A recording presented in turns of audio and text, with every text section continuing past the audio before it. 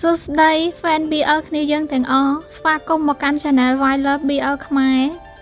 យើងមកតសាច់រឿងរបស់យើងបន្តទៀតនៅក្នុងក្បាលទី1វីដេអូទី4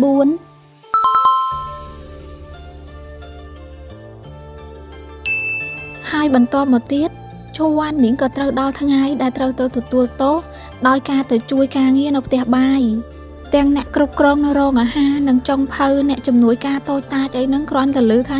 ឈូវ៉ាន់នីងមកជួយការងារនៅផ្ទះបាយវិញស្លេកមុខអស់ហើយពេលទៅដល់ឈូវ៉ាន់នីងក៏សួរថាតើគាត់នឹងត្រូវធ្វើអីហើយអ្នកគ្រប់គ្រងនៅហ្នឹងគាត់ក៏ថាលាងបន្លែល្អឬអត់ហ៊ានប្រើចំទេហើយក៏អត់ហ៊ានប្រើអីដែលវាពិបាកហើយក៏ប្រឡូកប្រឡាក់ខ្លាំងដែរ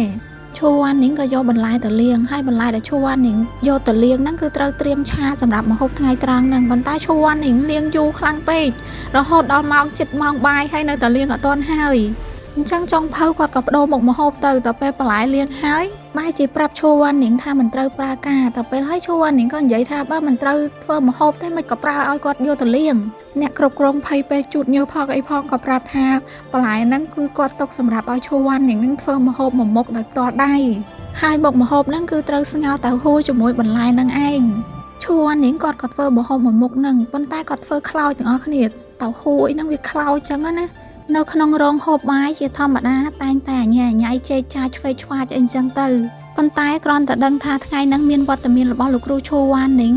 នៅក្នុងរោងហូបបាយគឺស្ងាត់ជ្រាបតែម្ដងហើយសិស្សគ្រប់គ្នាគឺមានរបៀបរៀបរយសុភាពទន់ភ្លន់ខ្លាំងមែនទែនតែកន្លែងហ្នឹងអាណិតលោកគ្រូឈូវ៉ាន់នីងទាំងអស់គ្នាសិស្សគ្រប់គ្នាទាំងអស់អត់មានពីណាយកម្ហូបរបស់ឈូវ៉ាន់នីងទេម្ហូបផ្សេងចិត្តអស់ពីឆ្នាំងហើយប៉ុន្តែរបស់លោកគ្រូឈូវ៉ាន់នីងនៅពេញឆ្នាំងដដែលហើយឡើងតិចអស់ហើយរហូតដល់សិស្សទាំង3ផ្ទាល់របស់លោកគ្រូឈូវ៉ាន់នីងមកដល់ហើយសៀមឹងគឺជាអ្នកដែលចូលទៅមុនគេសៀមឹងដើម្បីបង្ហាញភក្ដីភាពចំពោះលោកគ្រូគេក៏កំងឲ្យលោកគ្រូដួសឲ្យគេ3ចានឈូវ៉ាន់នីងក៏បង្ហាញទឹកមុខដែលវាមិនខ្លាំងពេកទេប៉ុន្តែមើលឃើញច្បាស់ថាគាត់មានការពេញចិត្តជាខ្លាំងម៉ូរ៉ានមើលឃើញអញ្ចឹងហើយគេមានការមិនពេញចិត្តទេគេក៏កំងឲ្យលោកគ្រូដួសឲ្យគេដល់ទៅ6ចានហើយបន្ទាប់មកទៀតគឺសឺមីគេក៏យក3ចានដែរបន្តមកទៀតលោកគ្រូឈូវ៉ាន់នីងក៏ត្រូវបានលោកគ្រូកាន់វិន័យបដូរឲ្យគាត់ទៅសម្អាតកន្លែងស្ពានហើយស្ពានហ្នឹងគឺជាស្ពានដែលតភ្ជាប់ពីកន្លែងសាលារៀនហើយនិងកន្លែងស្នាក់នៅរបស់សិស្សទាំងអស់ស្ពានហ្នឹងគឺមានលក្ខណៈធំរទេះ3ទៅរៀបគ្នាក៏ឆ្លងកាត់បានដែរហើយឈូវ៉ាន់នីងមិនមែនសម្អាតតែស្ពានហ្នឹងទេសម្អាតស្ពានហើយនៅសម្អាតអាក្បូរក្បាច់ស្អីផ្សេងនៅលើហ្នឹងហើយនឹងតសបោះស្លឹកឈើបោះអីនិយាយទៅមកតហឹងដែរណាមិនមែនលំទេណាស្រាប់តែដល់ពេលដល់វេលាដែលសិស្សទាំងអស់ហ្នឹងចេញពីរៀនហើយត្រឡប់ទៅកន្លែងស្នាក់នៅវិញហ្នឹងក៏មានភ្លៀងធ្លាក់មកឈូវ៉ាន់នីងក៏រាយអាគមបាំងកុំឲ្យភ្លៀងទឹកចាប់ពីស្ពានហ្នឹងរហូតដល់បន្ទប់ស្នាក់របស់សិស្សគ្រប់គ្នាហើយឈូវ៉ាន់នីងខ្លួនឯងហ្នឹងក៏ទៅជ្រកនៅក្រោមស្ពានដើម្បីកុំឲ្យសិស្សឃើញហើយសិស្សគ្រប់គ្នាហ្នឹងក៏គិតថាអាគមដែលបានរាយបាំងភ្លៀងហ្នឹងគឺជាអាគមរបស់គ្រូផ្សេងពេលដែលស្ងាត់សំឡេងដឹងថាសិស្សឆ្លងទៅផុតអស់ហើយឈូវ៉ាន់នីងក៏ចេញពីក្រៅស្ពានមកប៉ុន្តែអត់ទាន់ឡើងមកលើណាម៉ូរ៉ានក៏ហៅហើយឈូវ៉ាន់នីងក៏ងើយទៅមើលម៉ូរ៉ានដែលនៅលើស្ពានគេអង្គុយនៅលើប្រកាន់ដៃស្ពានយ៉ាងខ្ជិលច្អោអីចឹងណាកន្លែងហ្នឹងលោកគ្រូឈូវ៉ាន់នីងក៏សួរម៉ូរ៉ានថាម៉េចក៏ដឹងថាជាគាត់ម៉ូរ៉ានក៏ប្រាប់ទៅវិញថាអាគមដែលរាយធំបែបនេះគ្មានអ្នកណាគេធ្វើបានក្រៅពីលោកគ្រូឈូវ៉ាន់នីងទេហើយពួកគេទាំងពីរនាក់ហ្នឹងក៏ស្ងាត់ទាំងអស់គ្នា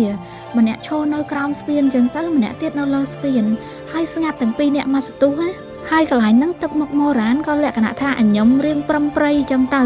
ពេលអានដល់កន្លែងហ្នឹងខ្ញុំសម័យទៅដល់បើសិនជាក្នុងរឿងវិញណាមកតែមានភាពលងលោចហើយមានចម្រៀងឮចេញមកហើយវាធ្វើឲ្យអារម្មណ៍យើងហ្នឹងមិនដែលដងណាទាំងអស់គ្នាកន្លែងហ្នឹងពេលដែលលោកគ្រូឈូវ៉ាន់នីងដើរចេញពីក្រោមស្ពានហ្នឹងគាត់បានស្រាយអាគមបាំងភ្លៀងហ្នឹងមកវិញណាហើយបន្ទាប់ពីស្ងាត់មកសបកម៉ូរ៉ានហ្នឹងក៏សើចខឹកចឹងទៅហើយនិយាយដាក់លោកគ្រូថាលោកគ្រូទៅទឹកអស់ហើយម៉ូរ៉ានហ្នឹងក៏បោះឆាត់ឲ្យលោកគ្រូពេលបោះឆាត់ឲ្យលោកគ្រូហើយលោកគ្រូក៏សួរថាចុះឯងបានអីបាំងភ្លៀងអីចឹងទៅម៉ូរ៉ានក៏ប្រាប់ឲ្យលោកគ្រូរាយមន្តអាគមបាំងភ្លៀងឲ្យគេទៅគេនឹងត្រឡប់ទៅដល់បន្ទប់យ៉ាងស្អាតហើយលោកគ្រូឈូវ៉ាន់នីងលក្ខណៈថាមិនសូវពេញចិត្តហ្មងទេប៉ុន្តែនៅតែរាយមន្តអាគមបាំងភ្លៀងឲ្យម៉ូរ៉ានដដែលហ្នឹងថ្ងៃបន្តមកទៀតម៉ូរ៉ានកាន់ថ្នាំដើរទៅសាលាហុងលៀនដែលជាកន្លែងរបស់លោកគ្រូឈូវ៉ាន់នីងទៅដល់គេឃើញឈូវ៉ាន់នីងអត់មានកៅអៅកំពុងតែត្រាំនៅក្នុងស្រះ ហើយនៅមានមនុស្សពីរនាក់ទៀតនៅសងខាងប៉ុន្តែមើលឃើញពីក្រោយខ្នងគ្រាន់តែឃើញប៉ុណ្ណឹងចិត្តរបស់មូរ៉ានគឺបែកខ្ទេចតែម្ដងផ្ទុះកំហឹងផ្ទុះការប្រច័ណ្ឌហួងហែងខឹងរហូតនិយាយមិនចេញជាពាក្យសម្ដីទាំងអស់គ្នាផ្ទុះខ្ចាយដូចកំជ្រួចអញ្ចឹងប៉ុណ្ណឹងហើយនៅអត់ដឹងខ្លួនឯងថាកំពុងខឹងអីទៀតណាចេះលោកគ្រូឈួរវ៉ាន់នីងនៅក្នុងចិត្តសិតតែប្រុសឈួរតណ្ហាហើយអាភ្លាមហ្នឹងនៅឆ្លៀតនឹកឃើញរសជាតិថើបកាលពីជាតិមុនទៀតសតិអារម្មណ៍របស់មូរ៉ានពេលហ្នឹងគឺថាមនុស្សរបស់អញអ្នកណាគេមកប៉ះអីអញ្ចឹងណាគ្រាន់តែឃើញក្រោយខ្នងឃើញចង្កេះឃើញស្មានិងស្បែកសដោយសម្លេងរបស់លោកគ្រូឈួរវ៉ាន់នីងមូរ៉ាននឹកឃើញអាឡ័យរសជាតិស្នេហាដែលក្តៅកគុកកាលពីជាតិមុនភ្លាមទាំងដែលមូរ៉ាននឹងព្យាយាមកិច្ចវេះអារម្មណ៍នឹងមករហូតមូរ៉ានស្ពឹកក្បាលអស់ហើយស្រែកហៅឈ្មោះលោកគ្រូឈួរវ៉ាន់នីងប៉ុន្តែលោកគ្រូឈួរវ៉ាន់នីងអត់បានអើពើទេមូរ៉ានកំរោលស្ទុះចូលទៅក្នុងស្រះហើយហែលទៅរកលោកគ្រូឈួរវ៉ាន់នីងពេលដែលទៅចិត្តនឹងបានដឹងថាមនុស្សដែលគេឃើញពីរនាក់ហ្នឹងគឺជាមនុស្សដែលសាងឡើងពីលោហៈកំពុងតែត្រកងលោកគ្រូឈួរវ៉ាន់នីងដែលកំពុងតែស្លាប់មិនដឹងខ្លួនមនុស្សលោហៈពីរនេះអាស្រ័យធម្មពលពីស្រះឈូកបញ្ចូលកម្លាំងធាតុឲ្យឈួរវ៉ាន់នីងដើម្បីព្យាបាលរបួសមានរស្មីពណ៌មាសកំពុងតែជះចេញពីខ្នងរបស់គាត់ហើយវាក៏រលត់ទៅភ្លាមនៅពេលដែលមូរ៉ានឹងលុកលុយចូលទៅស្មើនឹងអាគមក្បួនដែលឈួរវ៉ាន់នីងកំពុងតែធ្វើពិធីនេះត្រូវបានបំផ្លាញចោលទាំងស្រុងមិនត្រឹមតែប៉ុណ្្នឹងទេរបួសរបស់លោកគ្រូឈួរវ៉ាន់នីងនឹងគឺត្រូវអាគមវាយបករហូតคล้ายទៅជារបួសធ្ងន់ធ្ងរលើសដើមលោកគ្រូឈួរវ៉ាន់នីងគឺថាព្រោះឈាមចេញមកតែម្ដងមូរ៉ានមុននឹងខឹងឆេះក្បាលឥឡូវទៅជាភ័យស្លន់វិញសំណាងល្អកាលពីជាតិមុនមូរ៉ានក៏បានរៀនពីអាគមនេះដែរអាគមនេះមានឈ្មោះថាអាគមដងវាយវិញ្ញាណបុប្ផាមូរ៉ានក៏បានផ្ដាច់វិញ្ញាណបុប្ផាពីស្រះឈូកភ្លាមរាងកាយរបស់លោកគ្រូឈួរវ៉ាន់នីងក៏ស្រុតចុះហើយមូរ៉ានក៏ត្រកងជាប់យ៉ាងនឹងណូ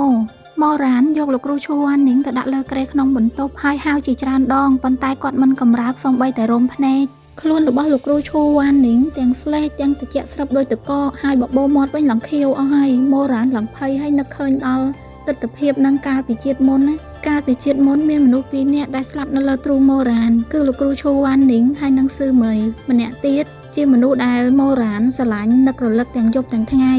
ហើយម្នាក់ទៀតជាសត្រូវដែលមូរ៉ានបានរួមរស់ដំណេកជាមួយគ្នាពេញមួយជីវិតនៅក្នុងសៀវភៅគេប្រាប់ថាបន្ទាប់ពីលោកគ្រូឈួរវ៉ាន់នីងស្លាប់ទៅកាលពីជាតិមុនហ្នឹងណាមូរ៉ានក៏លែងស្គាល់អ្វីដែលជាពិភពលោកដែលជាលោកមនុស្សទៀតនិយាយពីរបួសរបស់លោកគ្រូឈួរវ៉ាន់នីងសម្រាប់មូរ៉ានវិញគេគិតថាมันបានធ្ងន់ធ្ងរខ្លាំងដូចអ្វីដែលគេកំពុងឃើញតបភ្នែកនេះទេព្រោះអីតាំងពីដាក់ទោសហើយមកលោកគ្រូឈួរវ៉ាន់នីងគឺដើរធ្វើនេះធ្វើនោះធម្មតាអីអញ្ចឹងណាដល់ពេលឥឡូវហ្នឹងខ្លួនរបស់លោកគ្រូឈួរវ៉ាន់នីងតែគ្មានអីបិទបាំងហើយនៅចិត្តភ្នែកអញ្ចឹងទៀតគឺឃើញច្បាស់ខ្លាំងតែម្ដងកន្លែងស្នាមរបួសពីក្រចកដៃរបស់មេបិសាចកាលពីលើកមុនវិញរួមខោងដល់ឆ្អឹងហើយបើកន្លែងដែលដៃលោកគ្រូឈួរវ៉ាន់នីងឈោងមិនដល់ពេលលាបស្នាមពេលអីហ្នឹងវាคล้ายទៅជារបួសคล้ายដូចថាដំបៅដែលវាចិត្តជាហើយវាទៅคล้ายទៅជាដំបៅសាថ្មីវិញហើយកន្លែងខ្លះវិញដល់ថ្នាក់រលួយហើយឥឡូវហ្នឹងមកធ្ងន់ធ្ងរជាងមុនដោយសារតែមូរ៉ានធ្វើឲ្យកូចពិធីមិញទៀតមុខរបួសហ្នឹងមុខរបួសហើយប៉ុន្តែវាមកដាច់រយះបន្ថែមទៀតឈាមហ្នឹងក៏ហូរចេញមកធ្វើឲ្យតែមួយផ្លេទេប្រឡាក់ក្រែមូរ៉ានលក្ខណៈថាឃើញរបួសហ្នឹងវាវេទនាភ្នែកខ្លាំងពេកដល់ថ្នាក់ចង់ទាញកន្ត្រាក់កអាវឈួរវ៉ាន់នីងមកសួរថាឈួរវ៉ាន់នីងកើតរោគស្រឡាញ់កិត្តិយសហើយដោយសារឈួរវ៉ាន់នីងទោះជាពិបាកវេទនាប៉ុណ្ណាក៏មិនប្រាប់គេក៏មិនសុំឲ្យគេជួយអីអញ្ចឹងណាមូរ៉ានខឹងទៀតហើយល្អនៅក្នុងចិត្តថាធំប្រប៉ុណ្ណនេះហើយមិនចេះមើលថែខ្លួនឯងមិនចេះល្អនឹងខ្លួនឯងខ្លះសោះមូរ៉ានខឹងក៏ខឹងធ្វើក៏ធ្វើ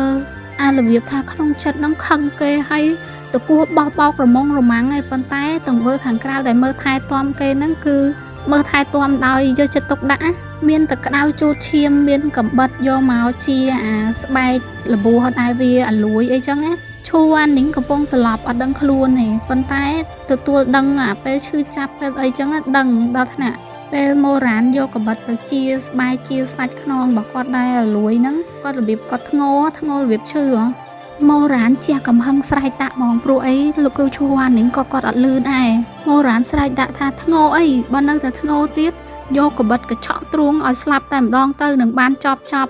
គ្រប់បែបគ្រប់យ៉ាងអ្នកនរគ្នាខ្ញុំអានដល់កន្លែងហ្នឹងខ្ញុំអស់សំណើចតែឥឡូវមកបញ្ចូលសលេងហើយក៏នៅតែអស់សំណើចទៀតខឹងគេចេះបន្តិចគេដោយសារគេអត់ចេះមើលថែខ្លួនឯង ម៉ូរ៉ានសម្អាតរបួសលាបថ្នាំលាបអីរួចក៏ដណ្ដប់ភួយក្រាស់ៗឲ្យឈូវ៉ានីងបន្ទាប់មកក៏ទៅដាំទឹកថ្នាំយកមកឲ្យឈូវ៉ានីងផឹកម៉ូរ៉ានក៏បញ្ចុកឈូវ៉ានីងម្ដងមកស្លាបព្រាប៉ុន្តែមុននឹងបញ្ចុកហ្នឹងម៉ូរ៉ានក៏បានយកថ្នាំហ្នឹងមកចាប់មើលបន្តិចដែរហើយក៏ពោលលក្ខណៈថាអីក៏ល្វីងខ្លាំងម៉េចអីចឹងណាដល់ពេលបញ្ចុកឈូវ៉ានីងទៅគាត់លេបបានតែមួយចុងស្លាបព្រាហើយក៏ក្អកខេះហ្នឹងព្រោះថ្នាំចាញ់មកវិញព្រោះអីគាត់ចាញ់ល្វីងបើនិយាយថាចាញ់ល្វីងក៏អត់សូវត្រូវទេព្រោះអីនៅជន់គ្នាជាមួយរឿងមួយទៀតរឿងតិចឈូវ៉ានីងគាត់ចាញ់តិច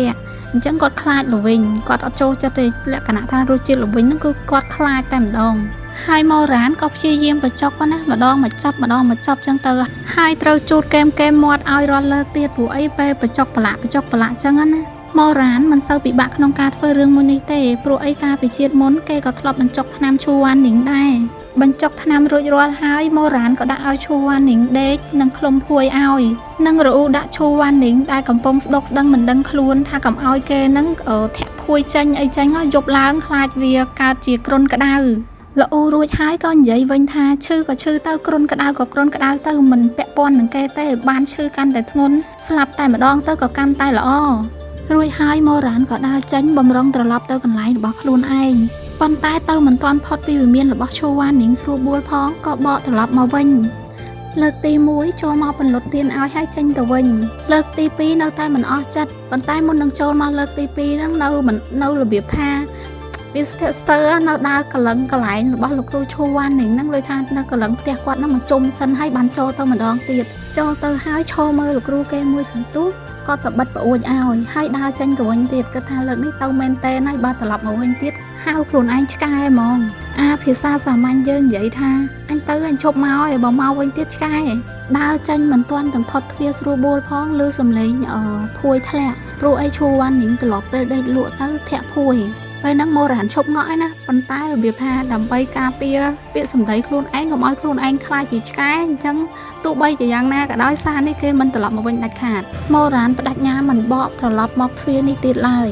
រំលងទៅមួយសន្ទុះធំក្រោយមកទៀតម៉ូរ៉ានក៏ផ្លោះចូលតាមបង្អួចមកយ៉ាងសង្ហា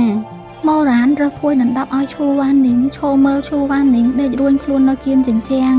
ដេកធ្ងោតិចដោយក្តីឈឺចាប់របួសហើយខ្នងរបស់គាត់នឹងក៏ញ័រញាក់តិចផងដែរម៉ូរ៉ានឃើញអញ្ចឹងក៏និយាយថាសមមុខតែក្នុងចិត្តនឹងក៏ដូចជាមានអារម្មណ៍ថាអាណិតម៉ូរ៉ានក៏អង្គុយនៅគៀនក្រែចាំមើលកុំឲ្យឈូវ៉ានីងនឹងធាក់ភួយទម្លាក់ទៀតមកទល់ថ្មនេះនឹងយប់ជ្រៅស្ងាត់ចងុំហើយម៉ូរ៉ានអត់ដឹងខ្លួនថាខ្លួនឯងនឹងដេកលក់តាំងពីពេលណាទេពេលដែលភ្ញាក់ដឹងខ្លួនស្រាប់តែខ្លួនម៉ូរ៉ាននឹងកំពុងតែដេកអោបឈូវ៉ានីងហើយដេកអោបលក្ខណៈថាឲ្យកក់ក្ដៅកុំឲ្យឈូវ៉ានីងល្ងាព្រោះអីលក្ខណៈថាចង់គ្រុនក្ដៅអីអញ្ចឹងឈឺខ្លាំងឈឺធ្ងន់របួសហ្នឹងវាធ្ងន់ធ្ងរហើយខ្នងហ្នឹងចេះតែញ័រញាក់អញ្ចឹងណាហើយម៉ូរ៉ានក៏លក្ខណៈថារៀងមមាយអោបឈូវ៉ានីងអញ្ចឹងទៅហើយលួងលោមថាមិនអីទេណាមិនអីទេបាត់ឈឺហើយវាលួងអញ្ចឹងព្រោះឈូវ៉ានីងឈឺទៅរៀងដេកមមាយដែររៀងធ្ងរតិចអញ្ចឹងដល់ព្រឹកឡើងឈូវ៉ានីងភ្ញាក់បើកភ្នែកឡើងបំរុងទៅក្រោកចេញពីគ្រែក៏ស្រាប់តែឃើញថាមានមនុស្សម្នាក់ទៀតដេកនៅលើគ្រែជាមួយឈូវ៉ានីងភាំងឲ្យហៅឈ្មោះម៉ូរ៉ាននៅក្នុងចិត្តហៅឈ្មោះឈ្មោះផ្លូវការគេម៉ូវៃវីឈូវ៉ានីងចាប់ផ្ដើមស្លន់ហើយក៏អត់ដឹងថាអត់ចាំថាការប្រយុទ្ធមិញហ្នឹងមានរឿងអីកើតឡើងខ្លះដែរហើយការធ្វើចលនារបស់ឈូវ៉ានីងកំពុងតែធ្វើឲ្យម៉ូរ៉ានភ្ញាក់ហាមាត់ស្ងាប៉ុន្តែមិនទាន់ភ្ញាក់ 100% របៀបថាមនុស្សនៅតែមួកនៅអាឡ័យក្រែអញ្ចឹង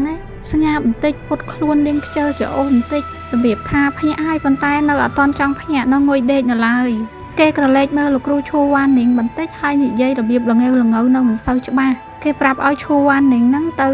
ដាំបបរដាក់ពងមាន់ឲ្យគេញ៉ាំទៅឈូវ៉ានីងមើលម៉ូរ៉ានស្លើហើយគិតថាម៉ូរ៉ានហ្នឹងប្រហែលជាម៉ូរ៉ាននៅរវើរវាយច្រឡំថាខ្លួនឯងហ្នឹងនៅក្នុងការពិជាតិមុន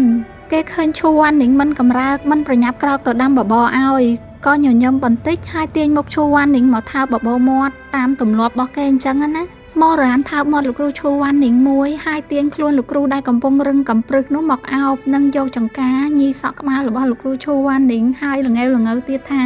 ឈូវ៉ានីងឲ្យយើងអោបឯងបន្តិចទៀតសិនលោកគ្រូឈូវ៉ានីងគាំងបែកងាងអស់ហើយសំបីតាម៉ូរ៉ានល្ងៅនិយាយអីខ្លះហ្នឹងក៏គាត់ស្ដាប់មិនច្បាស់ដែរម៉ូរ៉ានវិញគេស្រួលខ្លួនដល់ហើយក៏ដេកលក់បន្តទៀតឈ ឈូវ៉ានីងក៏ថាចង់ដាស់ដែរប៉ុន្តែស្របពេលជាមួយគ្នានឹងការហៃថាំងហ្នឹងក៏ធ្លាក់មកលើច្រមុះរបស់ម៉ូរ៉ានដៃរបស់ឈូវ៉ានីងដែលបំរុងរុញម៉ូរ៉ានចេញពីខ្លួនបែរជាឈោងទៅគៀបផ្កាចេញពីច្រមុះរបស់ម៉ូរ៉ានវិញឈូវ៉ានីងគៀបផ្កាហៃថាំងដែលគាត់ចូលចិត្តនឹងម្រាមដៃហើយសម្លឹងមើលវាដោយអារម្មណ៍មិនដែលត្រសែបតិចតួចហើយគាត់ក៏ចាប់ផ្ដើមចាំបាននៅរឿងរ៉ាវកើតឡើងពីម្សិលមិញឈូវ៉ានីងនឹកចង់ស្ដីបន្ទោសតែមិនដឹងថាប្រើពាក្យណាឲ្យវាសមបើនិយាយទៅដូចជាមនុស្សមានខ្លួនយ៉ាងម៉េចមិនដឹងក្នុងអារម្មណ៍ឈូវ៉ានីងលក្ខណៈថាបើចង់ខឹងជេរស្ដីម៉ូរ៉ានប្រៀបដូចជាខ្លួនឯងនឹងជាមនុស្សស្រីចាស់ដែលត្រូវបានប្រុសក្មេងប៉ះពាល់ហើយកើតជាកំហឹងទោសៈឡើងអញ្ចឹងបើគិតទៅវាគួរឲ្យខ្មាស់អៀនណាឈូវ៉ានីងនឹកឃើញទៀតថាការថាបមុននេះបន្តិចគ្រាន់តែបបោមាត់ប៉ះគ្នាប៉ុណ្ណោះបើប្រៀបទៅនឹងការនៅក្នុងដែនមន្តអាគមលើកមុននោះមិនបានមួយចំណិតនឹងផងឈូវ៉ានីងគិតហើយមិនដឹងថាគួរធ្វើយ៉ាងម៉េចទេបានត្រឹមតែត្រឡប់ខ្លួនជ្រុបមកនឹងគ្រែទាំងមួម៉ៅទាំងខ្មាស់អៀនស្ទើរតែកើតទៅជាទោសៈទៅហើយនៅទីបំផុតគាត់ក៏បេះដៃបេះជើងម៉ូរ៉ានចេញហើយក្រោកឡើងរៀបចំសម្លៀកបំពាក់ឲ្យបានរៀបរយដាស់ម៉ូរ៉ានឲ្យក្រោកទៅរៀនដោយទឹកមុខរឹកពីសោះអង្គើជាទីបំផុត